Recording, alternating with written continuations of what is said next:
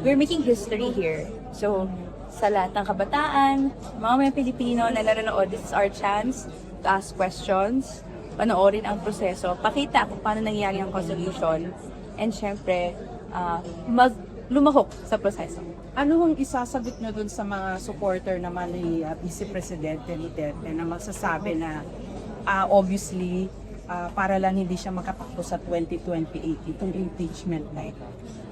Lahat po tayo makakabenepisyo sa proseso ng pananagutan na ito. Si VP Sara, ito po yung opportunity niya para ilahad yung depensa niya to clear her name.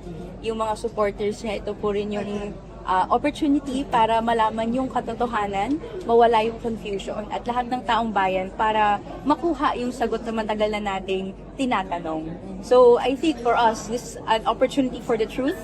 So dapat umantabay tayong lahat, hindi siya pigilan, pakinggan ng ebidensya, at syempre, namnamin ng kritikal kung ano ibig sabihin nito. Pero selective daw po ang justice kasi sa Congress bakit walang nakulong, dalawa lang senador. Well, sa atin, sa kinatawan na to, ang panawagan naman ng kabataan, lahat ng sangkot dapat managon. So, tuloy-tuloy tayo. So, ito na yung inabot ng halos 2 taon ng proseso na to. Gusto natin hindi to ma-hamper and matapos ng may due process and accountability na consideration. Okay, magiging patas daw huma itong impeachment trial.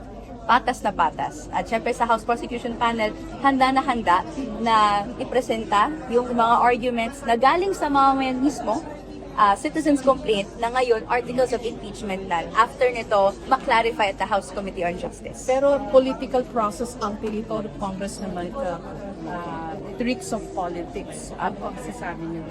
Last na po.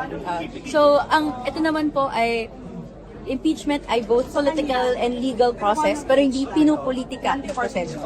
May consideration tayo na politics plays a part and dahil ang mamamayan kasama po dito sa proseso na ito.